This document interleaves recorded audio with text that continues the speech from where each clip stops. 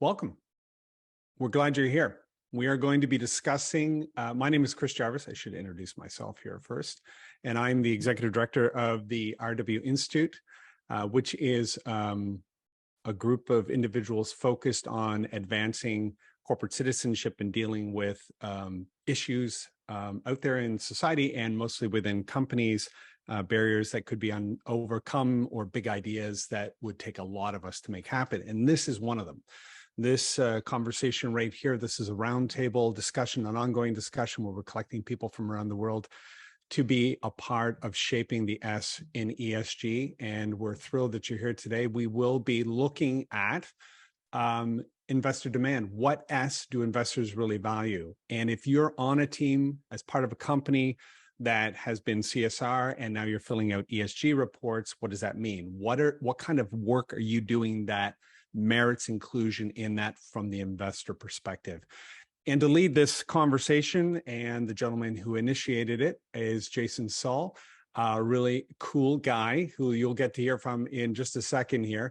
He is the Executive Director for Center for Impact Sciences at the Harris School of Public Policy, the University of Chicago, but he does a few other things that are just as interesting. In fact, yesterday, there was a press release that went out about a partnership between his work with Impact Genome and Benevity. And this goes right to this discussion in terms of understanding S and trying to figure it out. So you'll want to look that up. Congratulations, Jason, on that achievement. Not a small feat, I'm sure. Those kind of partnerships are pretty complicated.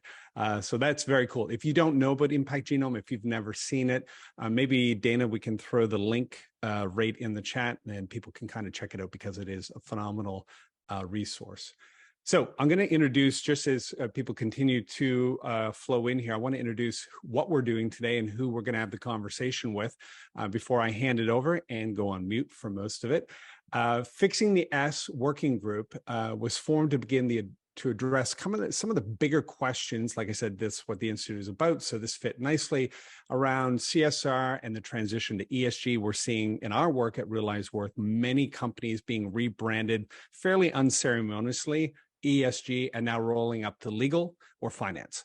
And so it's a different ballgame out there, and people are trying to catch up with their new jobs.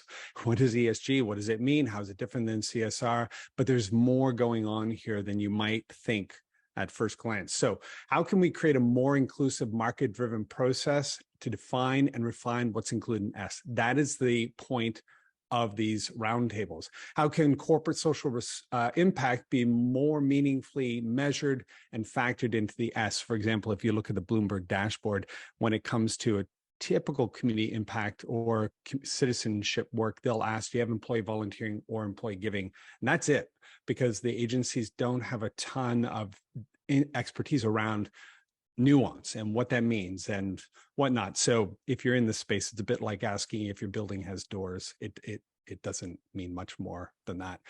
Which third-party frameworks should we use to benchmark and measure S? How can social impact be standardized and verified? That's a big one.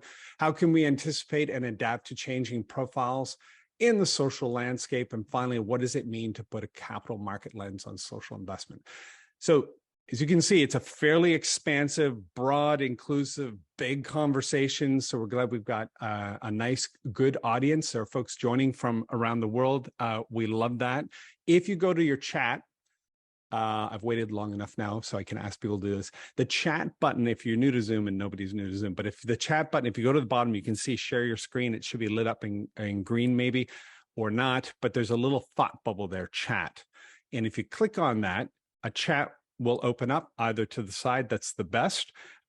Just write your name in, okay, and where you're calling in from or the organization you're with. And for bonus points, because Jason's giving out a free iPad at the end of this, I'm lying, if you put in your LinkedIn profile so we can make some connections, that's probably the fundamental bedrock that we need in order to drive change, is people connecting to people, conversations being looped in, we can see it together, and connecting on LinkedIn is a great way to do that. So name, where you're calling in from or the organization you're with, and your LinkedIn profile for those bonus points for a free iPad that doesn't exist. Okay. Well, the one free thing that does exist, though, you can mention too, Chris, is that Sir Ronald Cohen has generously made available copies of his book to participants. So share with folks how that's possible.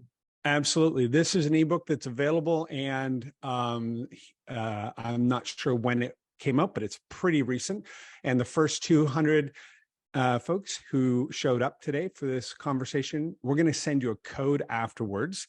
So extra important to make sure you put your name in there in your LinkedIn profile so we can follow up with you. And we'll give you a code and you can download that. That's a great addition and a great value to being here today. And thank you, Sir Ronald, for doing that for us. And I would just add probably one of the most seminal reads, if anyone's interested in this topic. It's a crucial sort of landscape of what's going on and a vision for where to go. So I highly recommend it. Excellent. All right. We're just about to introduce our folks on the discussion today. And we had our first one on June 22nd. You can see some of the individuals there. Again, in the follow-up, we're going to send you a link to all of the notes and the resources, URLs, connections, and a recording of that discussion. So if this is your first call, you can catch up. And if you want to go back and reference anything, you can do that, because that conversation covered what are ESG ratings, who creates them, and on what basis. And then finally, what do they mean and how are they used? So that's in that recording. We'll send that to you. But today we're going to focus on these three questions. Does social impact count for S? Well, employee volunteering giving do, but what else? Is there anything beyond that? A lot of what shows up in the Bloomberg, from my perspective, of being in this space, working with quite a few companies, a lot of what shows up in S is actually G, governance. It's just, around diversity, equity, and that kind of thing. So it's an interesting discussion. And to have it today, we are thrilled to have Aaron Yoon. He is the assistant professor of Northwestern University Kellogg School of Management, great school, and external advisor to Bain and Company. That's pretty cool too.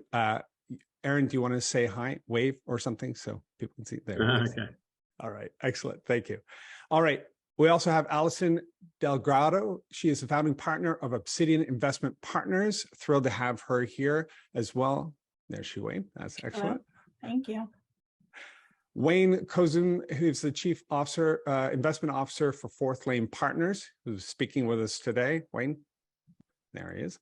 And then finally, Sir Ronald Cohen. He's the chair for the Global Steering Group for Impact Investment and a co-founder at Apax Partners, and he is calling in from the Levant today. Is it Beirut? Is that where you're calling in from? Tel Aviv. Tel Aviv. All right, excellent. Great to have you with us. Thank you. Great to be with you. And yeah, don't forget, you can Google this if you want. Maybe we can drop a link into the book Impact by Sir Ronald Cohen so you can check out how lucky you are to be on the call today. All right, here we go. I'm going to give this over to Jason right now, and I just want to seed it, Jason, with this thought picking up from last month, because there's a bit of continuity here. This conversation around S and ESG is happening all over the place. So CECP is having it. They started a couple of years ago to figure out what it means to their annual report. That's a big deal. Boston College Corporate Citizenship is also looking at it. You can see there in that little chart, if you can, you have to move your face right close to the screen. But ESG reporting ranked in 2020 as third from the bottom, bumped up a little bit in 2022, but they expected to go back down. I don't think that's correct. And I think this data mostly came from people who gave them surveys about what they think. I think people are going to be surprised at how far up that list ESG ratings is going to go. So I put this in to say, here's what people think, but I don't think that's what's going to happen. I think it's going to be much bigger. And here's why. As you can see, most of the companies who are filling out these ESG reports are easily found and quite easily ranked against each other. You can see here, there's a Costco from one of many sites giving them a rank of medium risk. And you can see H&M with a low risk, 15.6. That's pretty good, except they're being sued for not actually reporting the right data or reporting it accurately. We'll see how that turns out in court. But this is the difference between, oh, they're great, and investors might make an investment and then find out later, oh, that's not what they said it was. And so there's implications. And so for our field, as you can see, again, this is small. I apologize for this, but we can send out this executive summary from the Boston College. the thing that is going to be facing any practitioner on this call, and I keep referring to practitioners because they tend to be the group that I work with a lot, there's going to be increased security, higher expectations, fewer free rides. Okay, that's interesting. And then development and risk, opportunity and risk. Okay, so that's where we're going. That's where you're going, whether you know it or not. And we're going to talk about your future and what it means. And you can be a part of shaping that future by participating in these calls. Thank you, everybody, for being here today. Jason, I am now on mute. Okay, great. I'm gonna hand it over here first to Aaron. Let me just say a couple prefatory comments. What started as an inquiry as to what about the S has really become a broader inquiry into like, what about ESG? And when you really think about what S is, it's from an investor's perspective, it is a list of issues that pertain to risk. How many women are on your board? Do your supply chain contracts respect the rights of Indigenous people? Do you have an anti-bribery and corruption policy? Things related to worker treatment, OSHA requirements, workplace safety. I've never seen a company outperform the market by not having child labor in their factories. I mean, just don't do it. But what are we doing? And why does this data exist? And so to me, the ultimate ground truthing in these conversations is the perspective of the investor, because the investor's view of materiality is a fundamentally different view than an activist's view of materiality or an auditor's view of materiality. Most of the credit agencies, S&P, Moody's, Fitch, these rating agencies, they are credit rating agencies. They are designed to analyze the likelihood of someone repaying their debt. So all they care about is risk. That's why their ratings are based on risk. But that isn't necessarily the frame that Alison, Wayne, Ron Cohen, and others who are deploying capital into ESG strategies are looking for. S could be an alpha variable, and it could have other influences in the factor models that people are using. And so today's conversation is really about, where does S matter?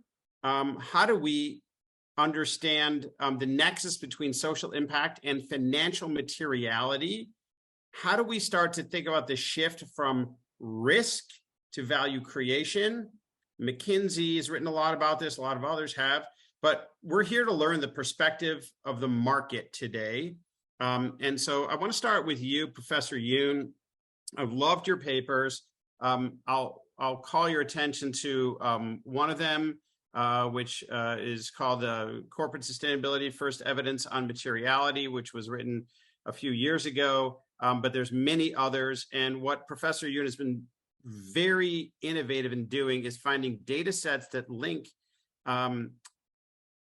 different levels of what materiality really means to financial performance and digging into that question. So, Aaron, I want to ask you a couple questions just to tee you off, and I'm going to let you make your presentation. But what we're interested to understand is, like, how do you think about materiality, and where does S factor into your research? So I'm going to hand it over to you first. Thank you, Jason. You caught me off guard. I thought Sir Ronald, Cohen, or Alison, or Wayne would go first. So how I'm viewing ESG issues, and I'm still stuck at this ESG thing, right? Rather than impact, because I'm an archival researcher, backtesting the data, is that it is actually an investment activity at the firm. So, at business school, we teach our students, right, that accounting, you do quick and dirty ratios, you use financial statements to do forecasting. But effectively, what we're trying to forecast is cash flow growth prospects divided by risk, right? And you're absolutely right that CSR or ESG has been focused on capturing risk. But we also know that if there's an input of firm resources, there has to be output, right? That's just a fundamental fact, right? But the issue with this whole ESG CSR space, especially S, is that it's very hard to quantify and embed it into your financial model. So if you think about our traditional DCF framework, people have sort of used CSR or ESG information in calculating or inferring terminal value or your risk. But because it's an investment activity of the firm, or that's what me and my co-authors have been proposing, it has to be linked to shareholder value and value creation. So I've had, written 3 to 4 papers on this sort of long, short ESG signal, and not only documented that certain type of ESG issues, for example, financially material ESG issues, or when firms have more satisfied employees and they invest in ESG issues, et cetera. These are the times that create value, and they also have follow-through accounting performance. So it's not just accounting sort of stock price hype, but there's a follow-through, return on sales, return on equity, sales growth, et cetera, et cetera. So I think that's sort of the heart of this. And I just wanted to touch briefly on sort of this data issue. So when we think about S, people are like, oh, employee satisfaction, diversity, equity, and inclusion, et cetera, et cetera. But I wanted to sort of highlight that when I looked at data, for example, compared Glassdoor's employee satisfaction rating versus MSCI's S, or MSCI's, within S, those issues that are related to employees, there's almost no correlation. So we're in this world where there's a lot of data out there. None of this is, or most of this is not mandated to be disclosed. And there's a big room for mispricing to be corrected. That's sort of how I'm viewing this space. Thank you for letting me start off. Unmute here. Thanks, Aaron. That's a great frame to get going. I'd like to pivot to Alison next. And Alison, if you could explain what you guys are focused on at Obsidian, and how do you factor S or social impact into your investment decisions? Great. Thanks, Jason. And Aaron's precursor is actually a very good setup for the way that we do things, because we actually do look for the impact factors to be an alpha driver in the work that we do. And just as a little bit of background on Obsidian, we're a relatively newly formed in 2019 private investment firm. We invest expansion capital into proven innovation in 2 main areas, in climate solution and also in the built environment. And all of those need to have a technology component. The 3 co-founders, myself, my background is all very traditional finance for 25 years. Prior to forming Obsidian, I was one of the founding partners of Neuberger Berman, which is a $400 billion asset management firm. Michael Lithcott also has a very traditional finance background. He's worked for 3 different investment banks and really spent most of his career working for single family offices where he was responsible for coming up with bespoke investments for a sleeve of capital. And then our third co-founder is Van Jones, who you might know from television, but his background, he's a Yale trained lawyer and also was in the Obama administration as a green job czar. So the 3 of us came together with the intention of really taking traditional finance and making investments that can attract capital at scale, but doing it in a way in which impact factors were sort of core to our thesis and all the investments that we are making. So that is our intention, and that's, as I said, we're early days. So we started the process choosing investments that are good investments but that were doing good, and we sort of had a very loose definition for what that was when the firm started. And as we've evolved and made investments, we've put more rigor around both what we're looking at from an investment standpoint in the due diligence process, but then most importantly, tracking, okay, now that we've made investments that we feel are doing the right thing, how do we keep track of that and report to the people who have entrusted us with their capital to invest? Tell me a word about, Alison, just about how you think about social impact. Why is that an alpha criteria at all? It sounds like it's just a nice thing to do for society, but I mean, how do you guys look at it? Right. We really put a lot of thought into that question. And, you know, when we go through the diligence process, we have questions that are where we score any investment that we're potentially looking at. And across the team, and everyone responds based on how we feel the firm is this potential investment is contributing to these different scoring questions. So for example, is the company focused on addressing a significant unmet market relative to inclusive growth, housing, or climate? And then we would score each company based on how well we feel that they're addressing a certain area. And we have different groups of criteria from the degree of impact and understanding that not only is the impact important, but being able to track how the degree of impact over time. So again, do we think this company is going to have a large impact in the next 10 years or a small impact in the next 10 years? Is this company going to take longer than 10 years to make that impact?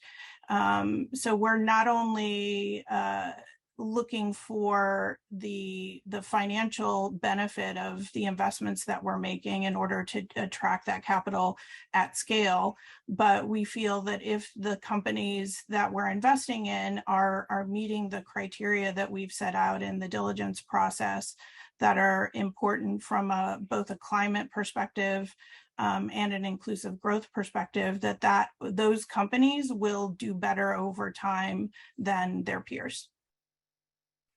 That makes a lot of sense. It's a long ways from the early frameworks I saw with Al Gore and David Blood in their first fund, where it was just like, oh, you're a tech company, therefore you're doing good, right? So right. we're coming along.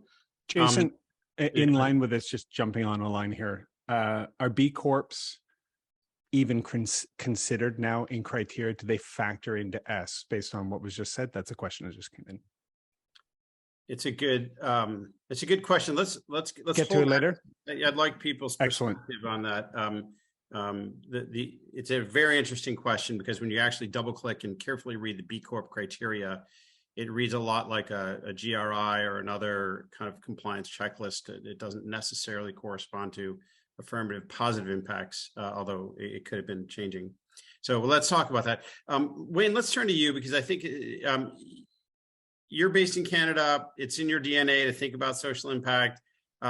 Your fund, Forthlane, is doing some really amazing stuff with family office capital. Share a little bit about what you do and how S factors into your world. Sure, Jason. So Forthlane is a multifamily office. So we manage money for wealthy Canadian families. And, in considering how we implement the social investing into our investment decision-making criteria, I would divide this up into two different segments, essentially more core mandates that aren't necessarily focused on an ESG or an impact outcome, and then secondarily impact investing, because we do have some specific products that are impact products. So I'll describe how we do that in both instances.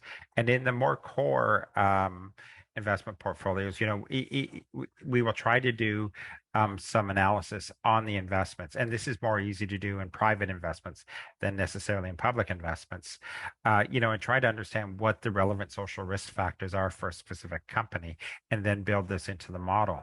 And, in that way, you can include the social risk factors as just being any other risk factor that's consistent with doing any sort of a DCF type of analysis for a company.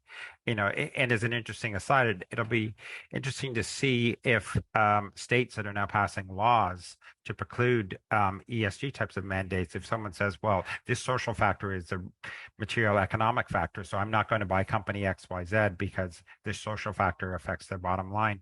How will that play in places like Florida and Texas that are now passing some of these restrictions? I think that'll be very interesting to see. The other thing we do is, like in our core mandates, we will look at the asset managers that we're investing in, look at what their background is, what processes they have in place. And again, even if this isn't necessarily an impact mandate, we will look to see what they do. And how they, what the diversity is within their management team. But again, you have to consider local factors because, certain things like diversity of the management team or the ownership, is it fair to expect the same diversity for an Hong Kong-based asset manager as it is for a North American-based manager or a Japanese-based manager? Where and that's one thing that I think we should maybe talk about. And looking at the chat, there's people from at least 5 or 6 different countries on here, and these social factors can be more or less relevant for one's home country. And here in Canada, one thing that's become a major issue is Indigenous reconciliation, and that's not something you hear a lot of talk about from the U.S., but you hear a little bit. And it's maybe relevant in places like Australia and New Zealand, but it's not as relevant in other parts of the world. So I think you have to think about all of these factors in to somewhat adapt what you're looking at depending on what the investment strategy is and where the manager is. Within public equity markets, we generally invest in passive mandates, and so far we haven't used any that have screening because the products that are so far available are not that good, to be honest, from what you've seen in sort of broader ETFs from the big asset managers. But we're hoping that will improve. And then in some asset classes, such as in fixed income, in sovereign bonds, for example, should you consider social factors in what country's bonds you're going to buy? And then what do you do if you don't like some really, really big countries, that dominate those markets? How do you deal with those factors? But you can also incorporate this even in areas where you wouldn't think there's an immediate application. And I've had one real world example where we were looking to put together a fund of various different hedge funds. And one of the hedge fund managers had a very large allocation to a company in the vaping space. And the reason they had a large allocation is it had been a very successful investment. They bought companies' distressed bonds that were trading for a few pennies on the dollar, and the company recovered and the bonds went way up. But even though this was not a specific impact mandate, we did not feel comfortable in our organization in having such a large exposure in this one fund to a company that was in the vaping space. So we sort of kiboshed that investment before we went any farther. When I move a little bit to specific impact investment mandates, certainly we spend a lot more time making sure that the investments that we're doing meet some specific criteria, and we'll work with third parties to quantify that. And this is going to be tricky going forward. How it's easy to measure the rate of return and compare it to the S&P 500, but how do you measure the impact on an social basis or an environmental or other basis, and benchmark that against others? And how do you put all these things together in one consistent framework? And I think that's something we're all working on. Certainly we consider these social factors quite a bit. And in within one of our existing impact products, we work with a third-party manager who's been in this space for a while. And in order for a company to be included within their portfolio, they have to be working towards solving one of 4 problems in the world. And these, there's a sort of an energy transition one. I'll leave that aside, but the social ones are social inclusion and education, healthcare and quality of life, and reducing wealth inequality. So the companies have to be doing something in those 3 spaces to be included within the portfolio.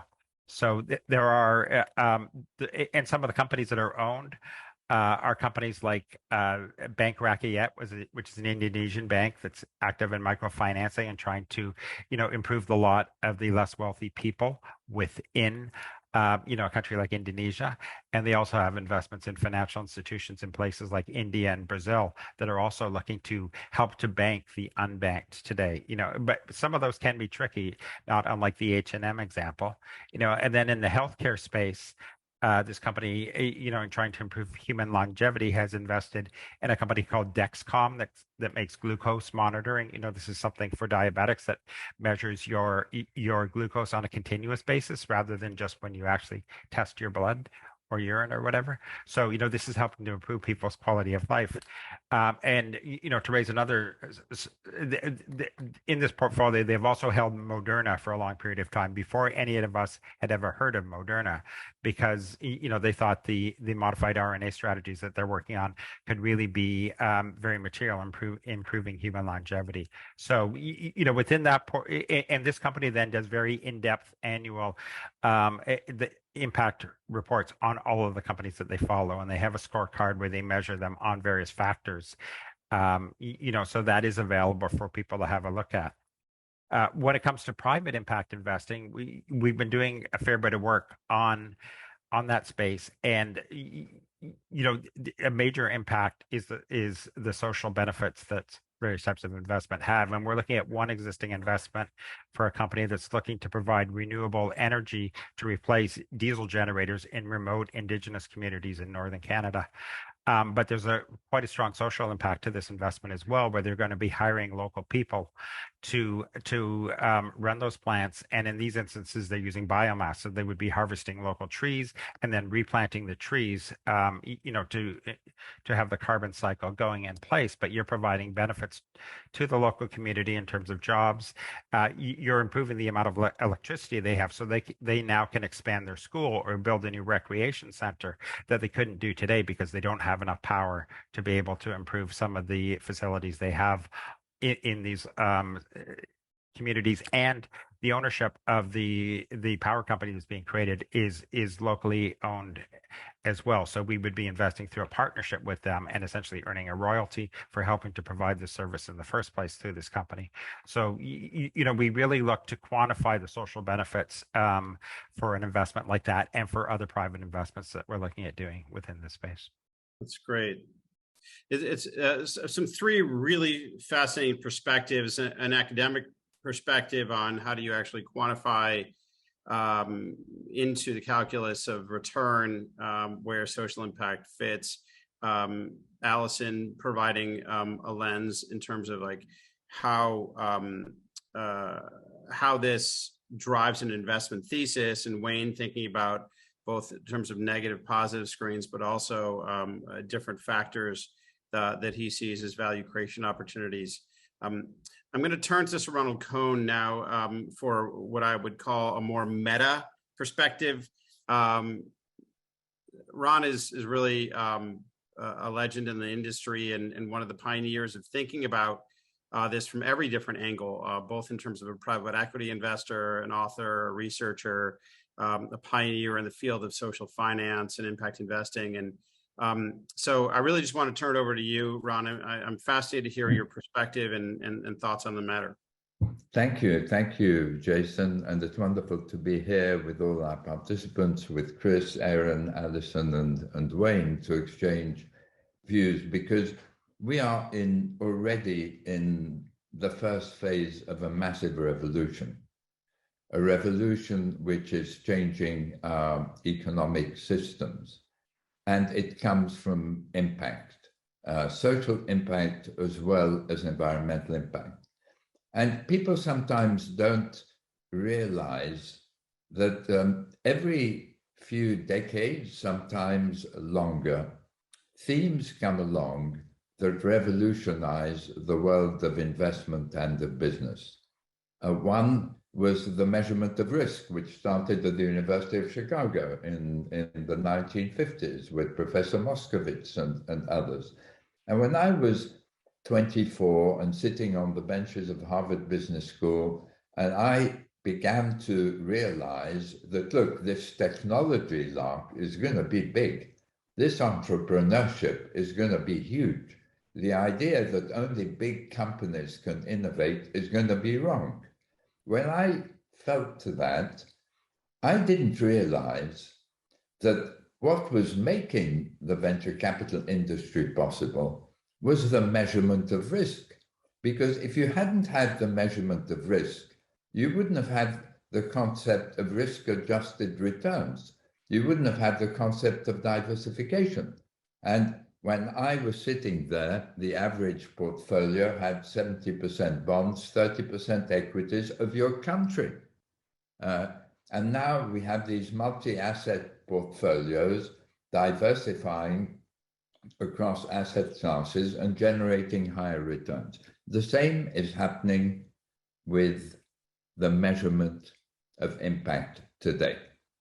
We are on the threshold of impact accounting, bringing full impact transparency to companies. The impacts they create environmentally through their operations, the S impact that they create primarily through their employment, but also through their supply chains, and their product impact. And I've been chairing an effort at Harvard Business School, as you kindly mentioned, working exactly on this issue. The Impact Weighted Accounts Initiative has published thousands of companies, environmental and social impact, and product impact, and supply chain impacts. In monetary terms, bringing impacts into financial analysis and the valuation of companies. And we already can see correlations in public markets, as you were hinting, between higher levels of pollution and lower stock market valuation relative to competitors. Now, people haven't realized that it's the economic system, stupid. People haven't realized that the reason we have climate issues isn't because of governments, it's because of companies. Companies create pollution. And the reason we have many social issues don't have to do with governments, they have to do with companies, with discrimination, with insufficient remuneration, with changes in advancement according to gender or ethnic background.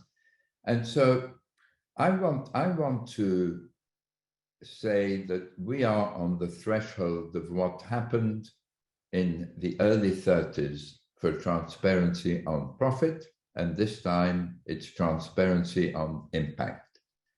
After the crash of 29, investors sat up and realized that they'd been investing in companies without realizing what profits they were making, because each company could pick its own accounting policies and there were no auditors to verify the numbers.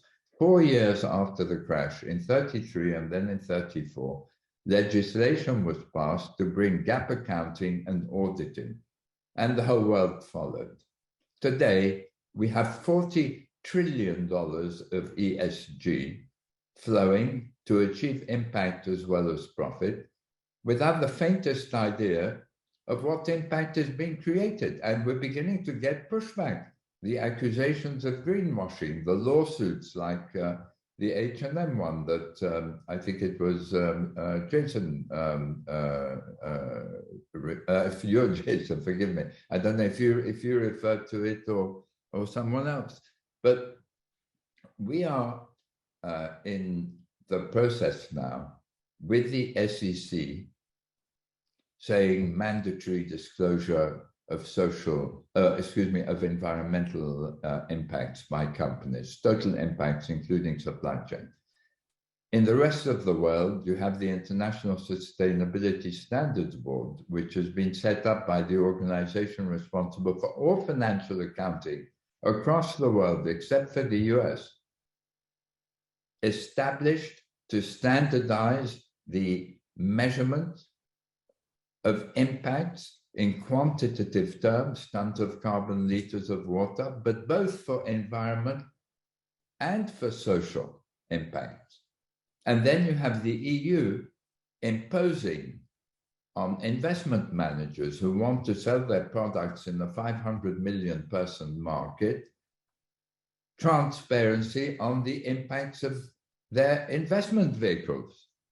So the train has left the station, and sure, we're going to get some political pushback in the US, but maybe Europe will lead this time. What is certain is that it's inevitable, in my view, that in the next 3 to 5 years, in some countries in the world, we will have mandatory publication of impact statements that show the revenues, the costs, and the 4 categories of impact in monetary terms, from operations, from employment, from product, and from supply chain. And the reason it's inevitable is that the data is spreading.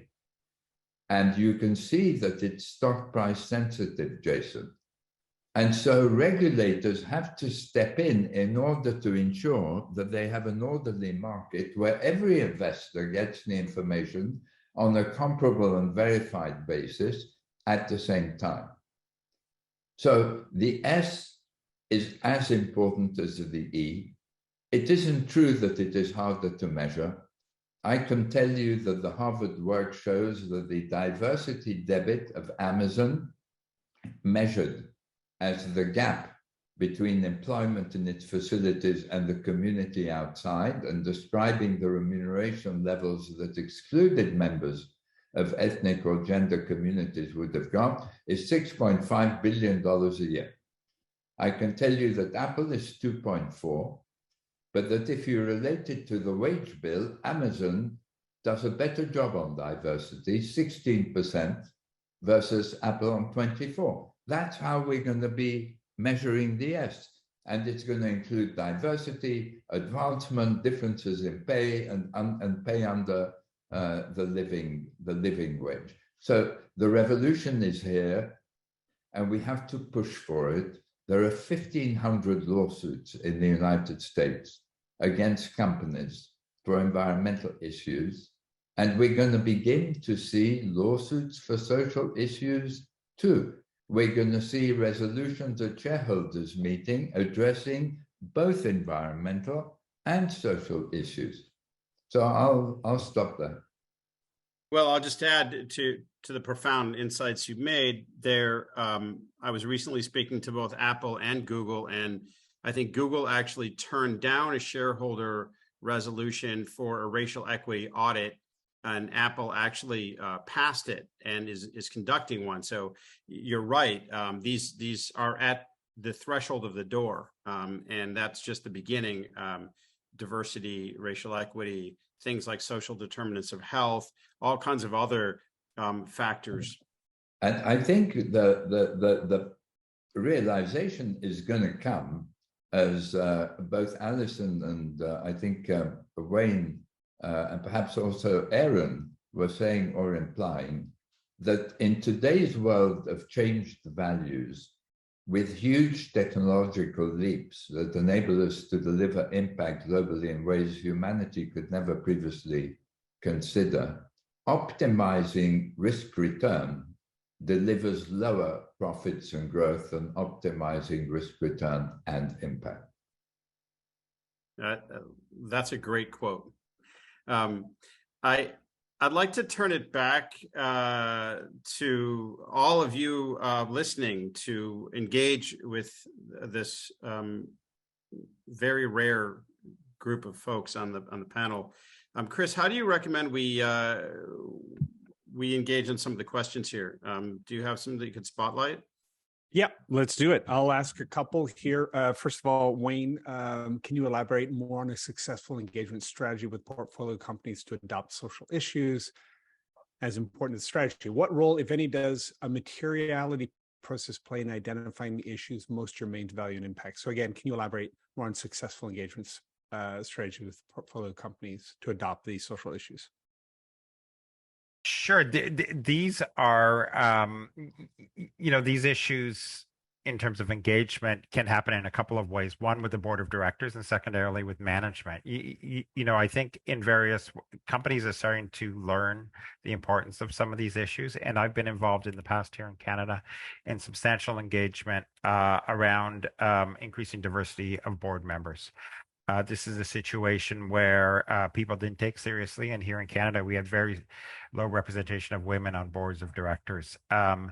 And, it took a case of continually going to the boards and saying to them, look, this is unacceptable that you have 0 or 1 female directors. And unless you make some changes, we're going to start actually voting against the member of your governance committee at your next annual meeting. And in some instances that began, and a previous organization where I worked, we then had a policy that we wanted firms to have at a minimum three women as directors on their board, because we thought they needed to reach critical mass. Just one was sort of a token representation. It was too hard for their voices to be heard. So once you get up to 3 people, then you would have enough of a critical mass of people to get some other views coming through that represented the broader diversity of what we thought a board of a public company should have in place. Perfect. Very quickly, one follow-up to that. You mentioned 4 categories of the S, I think, or ESG. What were they again? So this was for this one specific investment strategy. So there were 4 different themes that companies had to be working towards. One was reduction of carbon intensity, which isn't really the social part, but there was social inclusion and education, improving healthcare and quality of life, and reducing wealth inequality.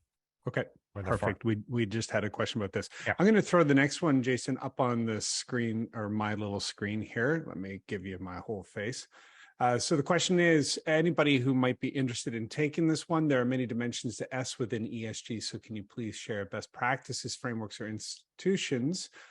Do you look for establishing metrics, KPIs for social impact? That's a pretty broad question. You can kind of address a whole bunch of pieces of that. Obviously, what we're doing here is to try and develop some understood standards and frameworks around this work. So there may not be much to reference, but it is interesting to see what's out there now. Jason? Let me elaborate on the question. Let me reframe the question a couple of ways that might provoke some panelist response. I think the first question is, I guess I'd turn to you, Aaron. When you did the analysis of materiality versus immateriality of all of the different ESG factors, what lens did you use, what framework or practice to tease out what actually is material and not material to financial performance? Yeah, no, thank you for that question. So this is a 2016 paper with my good co-authors and friends George Serafim and Mo Khan. What we did was we mapped the Sustainability Accounting Standards Board's framework on financial materiality. So this framework is focused on sort of a U.S.-centric shareholder, sort of a priority, right? And before this particular paper, sort of the norm in the practice was you take an ESG score. Back in the days, KLD was the most popular. People would long short that signal and, didn't find any excess return and sort of dismissed CSR, right? So I think a lot of the discussion was very rich in the sense that people are bringing in different views from the globe pretty much. And I know that US is sort of on its own, where we're still focused on the shareholders and how do you sort of measuring impact is a very difficult question. So, just to sort of go back, our materiality focus is on the shareholder, but I would sort of like to sort of at least share my sort of response and thoughts on this. I'm still in the camp, and I respect everyone else's view for sure, that the role of corporation, is to deliver to shareholders. And in order for corporations to deliver social impact, which is incredibly important, we need, regulatory frameworks, the society's buy-in, et cetera, for that to happen, right? Because, at the end of the day, CEOs and managers are not fully incentivized to put stakeholder value first, at least in the US, or that's sort of the climate that we're in. So how are, I think quantifying these social impact metrics that are closer to shareholder value and communicating that first, I think may be a first step for us to think about in the States, and then sort of, see how other, countries and jurisdictions evolve. That's just my, thoughts. That's really helpful. And just to pivot to you, Ron, for a minute, there's all these overlapping frameworks out there. And how does impact-weighted accounting fit within the ecosystem of all the other frameworks? I think a lot of talk around ratings ignores the fact that the basis for setting up the ratings is not really based on fact. So you begin to see MSCI giving a better rating to various companies, and they're really measuring the environmental risk to the company rather than the company's risk to the environment. And I think if you read the G7 task force report, Jason, which you may have done, which came out in December, you'll see that it very clearly sets out the destination we're heading for now as impact accounting. And the valuation of impacts is necessary to be able to do that. We're getting the standardization of quantity metrics. We hope at the same time, 2 years from now or so, 2.5 years from now, to be able to have a series of valuation coefficients. Whatever it is, $100 to $300, there'll be a number for a ton of carbon. Similarly, and it'll be contextualized depending on the country. A liter of water doesn't have the same value in the Sahara as it does in Manhattan, and so on. So where it fits in is that it is going to provide the tool for investors and businesses to analyze impact, and for consumers through apps on their phones. There are 24 million people in France using an app called Yuka to scan the barcode and find out what the nutritional impact is going to be of that product, or if it's a beauty product, what the health impact is going to be. So it's the same as asking the question, what is the role of financial accounting in measuring the profitability of a company?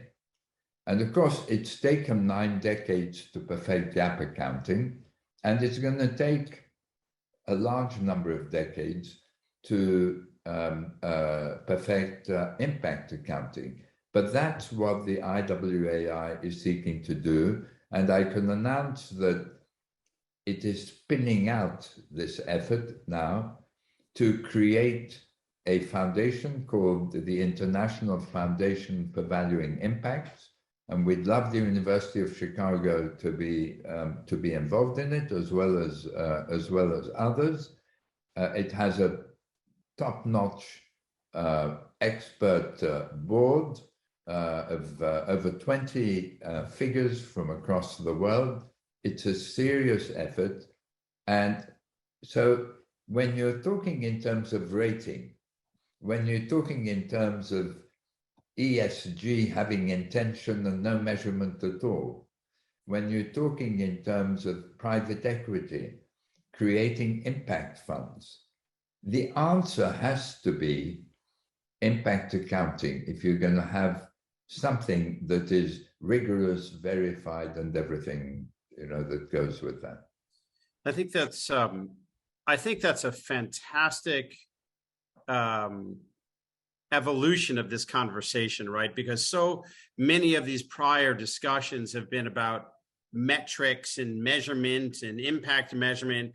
And what we're really talking about is metrics are fairly meaningless if they don't redound into some form of standardized accounting practice. It's like saying number of dry cleaning transactions today of the number of shirts someone dropped off. It doesn't matter.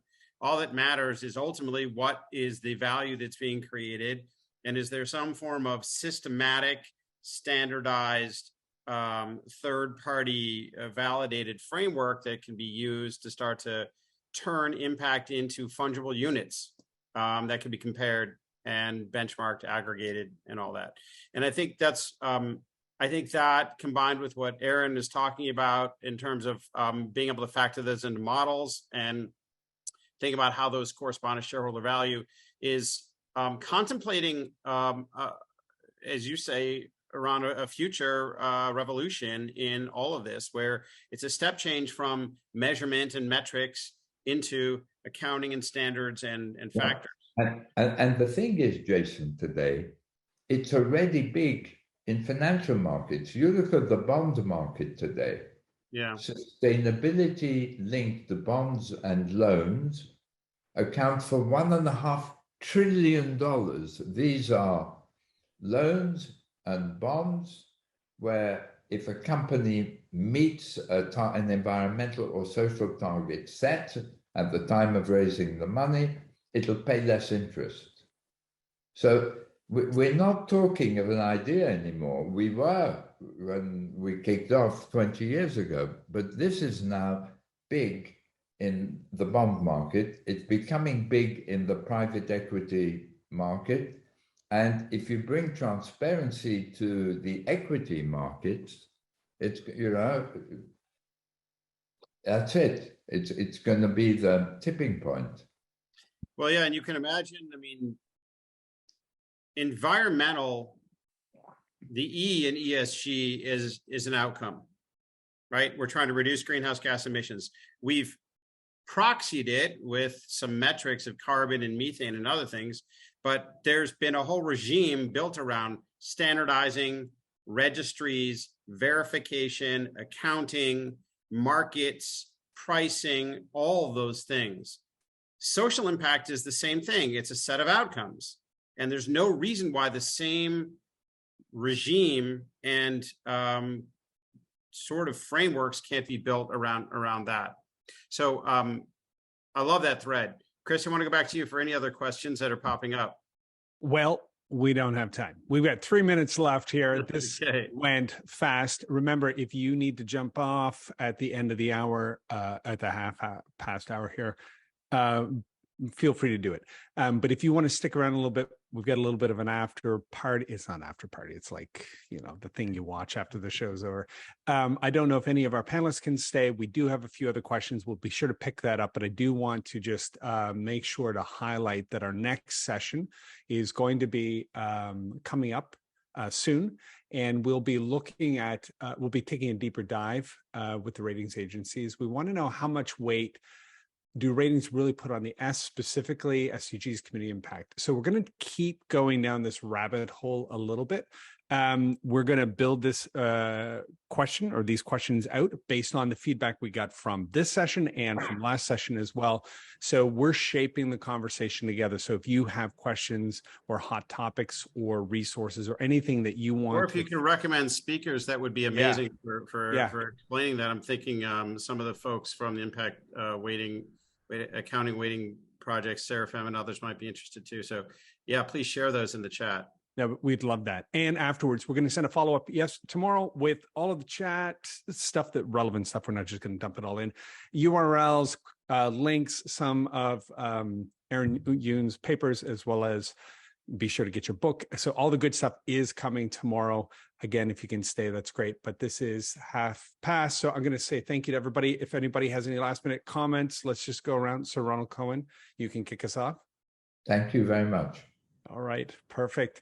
Alison? This was fun and helpful, and thanks for including us. Cool. Thanks for being here. Wayne? I would say we're still in the very early stages of including, the S in financial analysis, probably even earlier than E and G. Okay. Awesome. And Aaron? Thanks for having me. Thank you. Great to have you. And Jason, over to you. I'll just add one last thing was, I was talking to a friend back from Harvard at the Kennedy School who was in the early stages in the early 90s of doing what we're doing for S, doing for E. And it all began in the same process, a working group, a smart group of people working the problem, developing frameworks, piloting, testing, and willing it into existence. And I will close in saying that it cannot be the case that we can reify and quantify atmospheric outcomes easier than we can behavior change and social impact outcomes. It's not an intellectual engineering problem. This is a problem of momentum and getting working groups like this together to cohere answers and to start to lift up the right answers and institutionalize them. And that's what this is about. This is not a webinar. This is a working group. And I invite all of you to come along with us on this journey. And I just want to thank every single one of you for taking time, because you're putting the pieces in place that are spurring this movement forward. So thank you. Fantastic. Thank you very much, Jason. Bye, everyone. Thanks, everyone. Thank you Yeah. so much.